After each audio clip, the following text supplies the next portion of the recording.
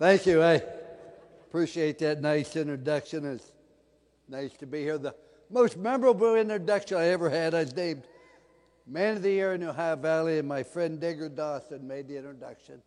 And I'll never forget, he said, only in America can it happen. A guy born into poverty, with hard work and dedication, rose to become one of the most respected people in his entire profession. An individual that's influenced so many people, too many to count. He said, I could go on and on about me, but I'm here to introduce Lou Holtz. So any introduction I get after that, I feel is very good. I want to congratulate Marion, not only on their great athletic program, but on the perseverance they've shown since 1937. 79 years ago, some brave nuns had the idea to start this Catholic university. Ladies and gentlemen, I can't tell you how great it is to be part of a Catholic institution where you can talk about your faith in God and you can practice it without somebody calling the president. I can't begin to tell you, we all have that foxhole religion. How many times I prayed when Michigan was on our 3-yard line. Oh God, you don't let them score, I'll change my life.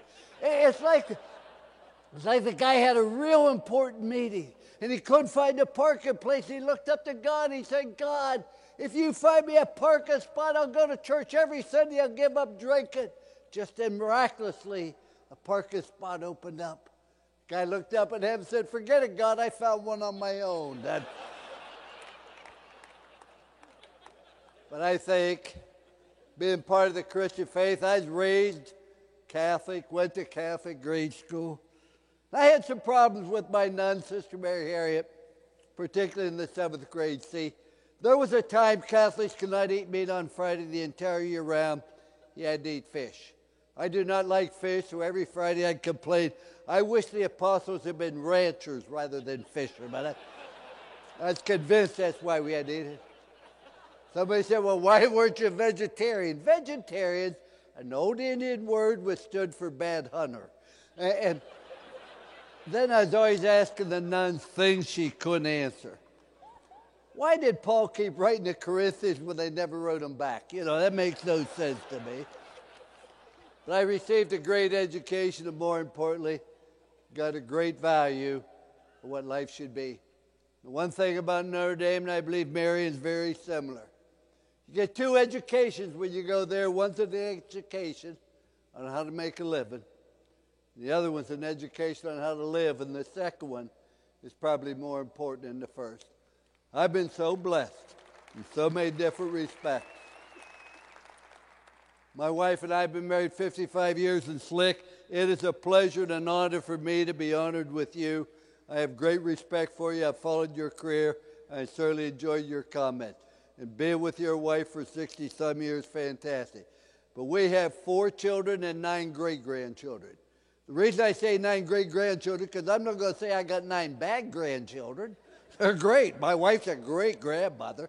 But one of my daughters here and 3 of my grandchildren, my son-in-law, Liz, I'm so proud of you and our children. And Mike, would you please stand up? I'm just proud of my family, ladies and gentlemen. Stand up right here. She lives in Brownsville. And I got to tell you, if you want some great advice, listen to your spouse. And I say this sincerely. Nobody loves you anymore, wants to see you succeed anymore, be any more honest with you. My wife's only somebody I love dearly. She's my best friend. And when I talk about my wife, we've been married 55 years this summer. It's like I was playing golf, and I said, I've been married to my best friend. The guy said, your wife's not your best friend, your dog is. And I said, you're out of your mind. He said, well, try this. Lock your wife or your dog in the trunk of the car, come back in 2 hours and see which one's happy to see you. So when you think about that, maybe. But I just, you know, and it was so great to hear the president up and talking about this $30 million program. And while I'm on it, Mr. Mike Weaver, it was a pleasure to meet you and your lovely wife and the graciousness that you have towards Marion.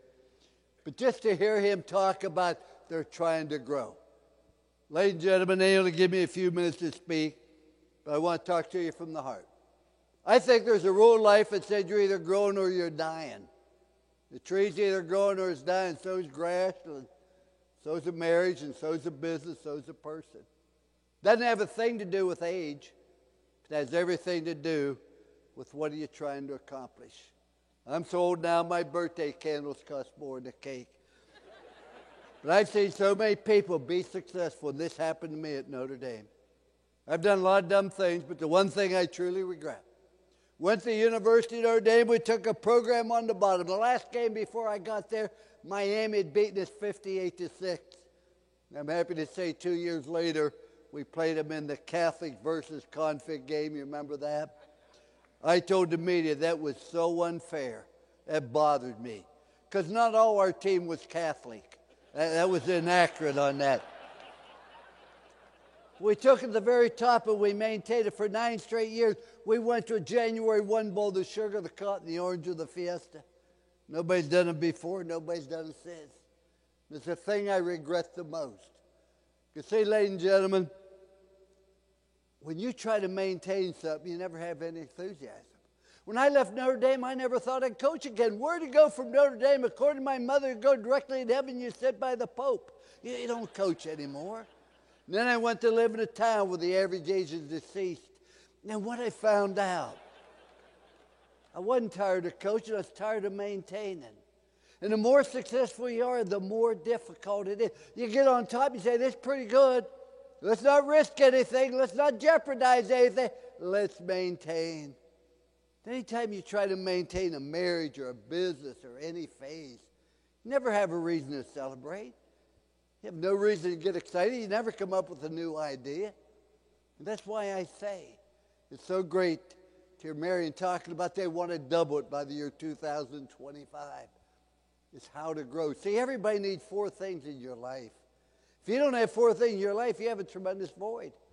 Everybody needs something to do. Everybody needs someone to love.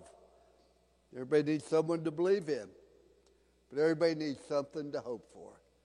And to me, I don't know of anything in this world that motivates people more than having dreams and goals and aspirations. See, I never had any growing up. Let me tell you, I was born with a silver spoon in my mouth. My dad went to the 3rd grade. I was born in 1937 during the Depression, the same year the nuns started Marian University, 1937, right in the middle of the Depression.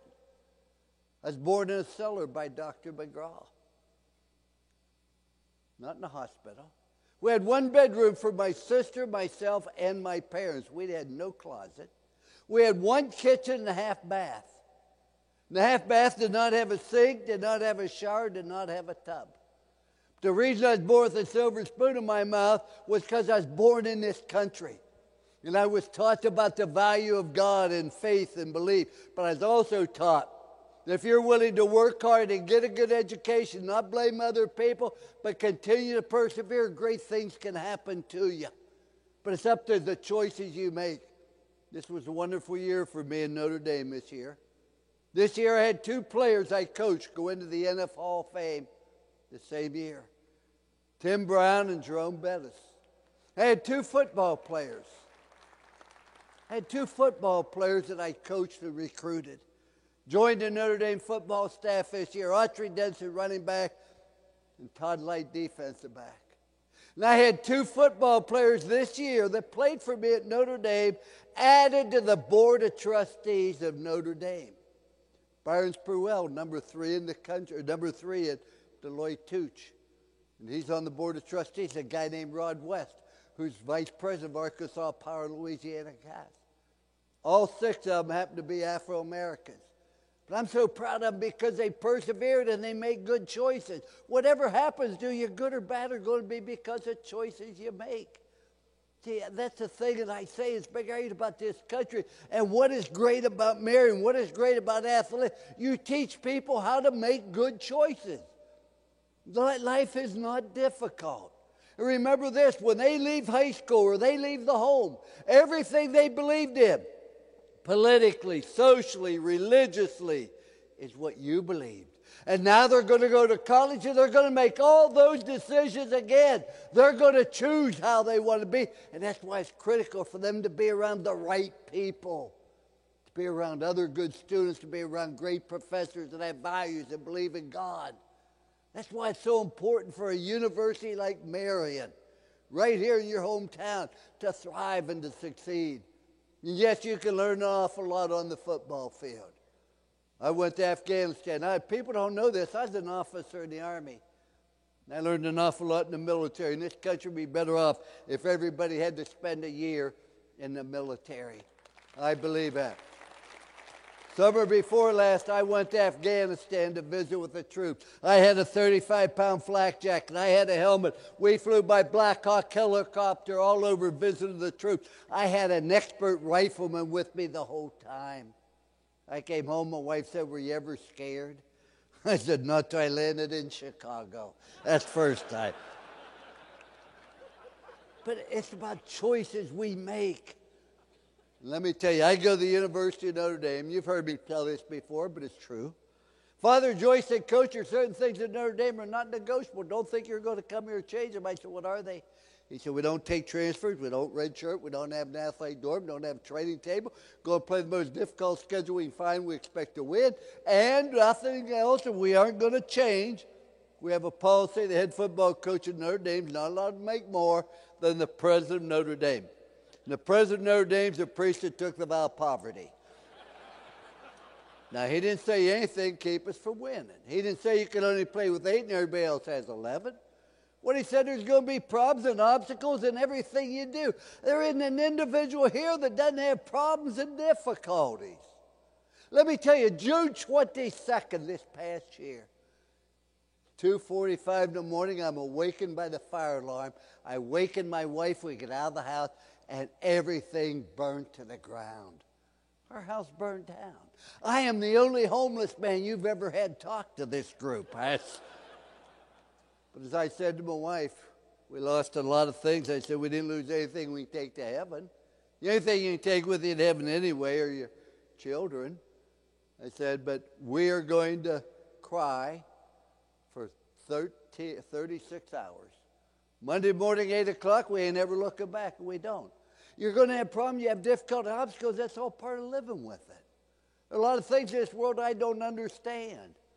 I don't understand how a black cow eats green grass, produces white milk and yellow cheese. I don't understand why they sell hot dogs in packages of 8 and hot dog buns in packages of 6. That makes no sense. Why does a sick person go into a drugstore and have to go all the way to the back to get medicine? Somebody else buys cigarettes at the door. Why does a kamikaze pilot wear a helmet? That makes no sense to me.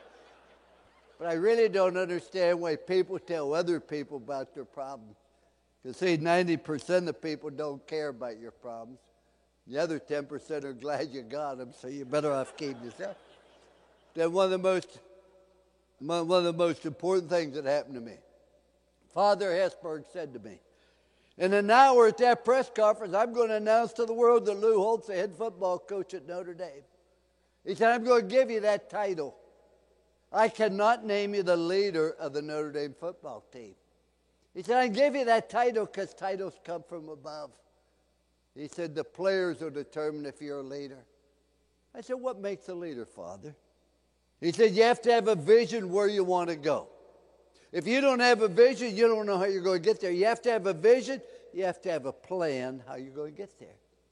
He said, you have to lead by example, and you have to hold people accountable for the choices they make. See, I think we complicate life, ladies and gentlemen. It doesn't need to be as complicated. I went to school basically to eat my lunch. I was in the lower third of my high school class. If it was not for people like me, there could have been no upper half of the class. I mean, I'm just a simple person. But we complicate it. It doesn't have to be. Do you realize there are only 7 colors of the rainbow? Do you know that? Look what Michelangelo did with those 7 colors. There's only 7 musical notes. Look what Beethoven did with those 7 musical notes. There's only 10 numbers. Look what Bernie Madoff did with those 10 numbers. It didn't always going to be good, but try to keep it simple. Have a simple philosophy. There's never a right time to do the wrong thing. There's never a wrong time to do the right thing. People say, well, how do I make good choices? If life is nothing more than making good choices, how do I make good choices? It isn't very complicated. We try to make it far too complicated. People say, you're a disciplinarian, coach.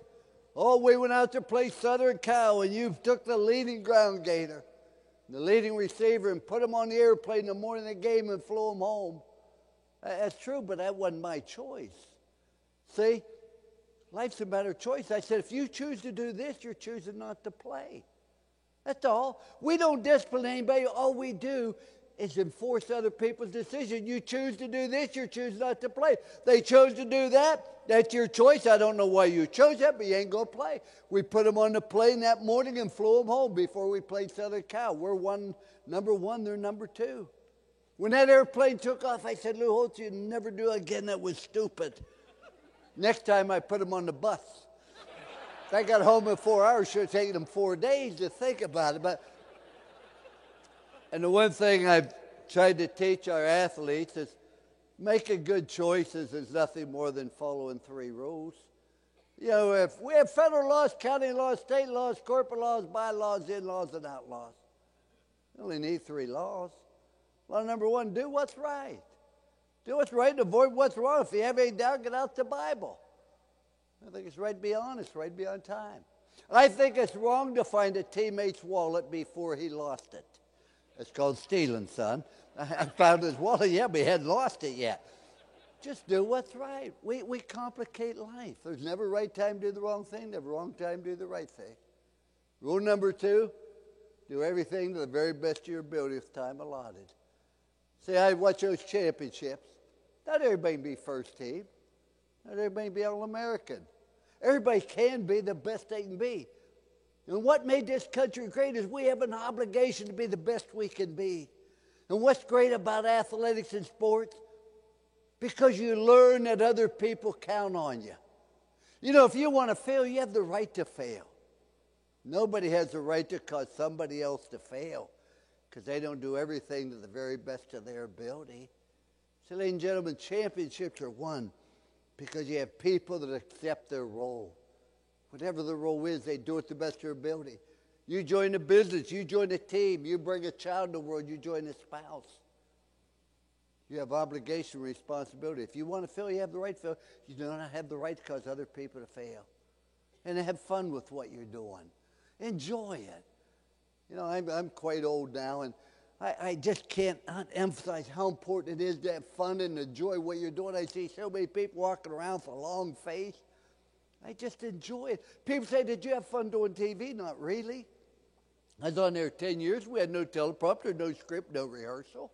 I'm on there with a guy named Mark May, a beautiful guy. I love Mark May, but we had a difference of opinion. He was a player, I was a coach. He made suggestions, I made decisions. He showered after work, I showered before work. He signed a paycheck on the back, I signed it on the front. We had an honest difference of opinion, but I love him like a brother. He's a beautiful human being, a great father, a great husband, but he does upset me. I would say to him, I'd love to agree with you, Mark, but if I did, we'd both be wrong. But you got to have fun with what you do. I got on TV every time. I had fun. One time I got on there called the University of Auburn. Next week I had to go and apologize, say, I made it University of Auburn. Many of you wrote me and told me it's Auburn University. I appreciate it. I'm a quick learner. I got the message. I won't make a mistake again. Please, there's no sense writing me anymore. I understand. And then turned to Reese Davis and said, I had no idea that many people from Auburn could write. Well, you want to talk about nasty letters there. But just have fun with what you do, but do everything to the very best of your ability. That's all we ask. The last rule is to show people you care. Ladies and gentlemen, if there's one thing in this world that will correct anything, it's a genuine love and understanding. And why don't wait till people have difficulty. My wife is a stage 4 cancer survivor and having little health problems right now, but I want to tell you, she and I are opposites night and day. She said opposites attract and then attack. And we have a love-hate relationship when we were dating. I loved her, she hated me, but I overcame that. And she left me a note not long ago and said, Lou, I can't please everybody in the world, so I'm going to stop trying. I'm going to focus on pleasing one person a day And today's not your day, and tomorrow doesn't look real promising either. But she's done one interview in her life because that had to do with cancer. They said to her, "What'd you learn from having cancer?" She said, "I learned how much my family loved me." We didn't love her anymore. What happened was we show it. Why do we have to wait for somebody to have a catastrophe or difficulty before we reach out? Let them know we genuinely care. We won national championship. People say, "Would you rate national champs in '88?" And I said, yes. I rate 88 national champs, screwed in 89, 90, 93, but who cares? I'm not bitter. But we were at the White House, visiting with President Reagan. We came back that same day, chartered plane. I get a call 1:30 in the morning at Bobby Satterfield. A football player died of a congenital heart defect. He's at the White House that afternoon. He's dead that night. I had the operator call every football player and say, "Coach wants a team meeting at 7:30. I wanted to tell him." We're at the team meeting. They came in. They were all excited because they thought I was resigning, calling a meeting that early. I told them Bobby Satterfield died. One player passed out. Several players wept openly. And if you're in that meeting, you couldn't tell if Bobby Satterfield was white or black, offense, defense, scholarship, non-scholarship, first team or third team, whether he's from California, whether he's from New York, but what you could tell. The love on that football team for Bobby Satterfield. Bobby Satterfield was a defensive back from California, a black defensive back, a third-team walk-on. Wasn't an integral part of the team, didn't play in the great games, but he was part of the team, and there was a love, and there's a feeling, and there's a caring. And I see this all the time, and I watch teams. When you have that feeling, when you have that caring, great things happen. My wife said, "How can you talk about caring about people with my bumper sticker?" I have a bumper sticker on my car. We go to 8 o'clock Mass every Sunday. She makes me park in back of the parking lot and back the car in so people can't see it. And it said, "Jesus loves you. Everybody else thinks you're an asshole." I thought that sort of summed it up, but she gets mad about it. But that's all I ever tried to do. And there's a statue of me at Notre Dame, and I guess they need a place for the pigeons to land. But the thing is, there's 3 words on that pedestal. Don't look at the statue. There's 3 words on that pedestal that said trust, commitment, and love. That's all I try to do. You take it, you get a group of people can trust one another. Get a group of people that are committed to excellence. Get a group of people that care.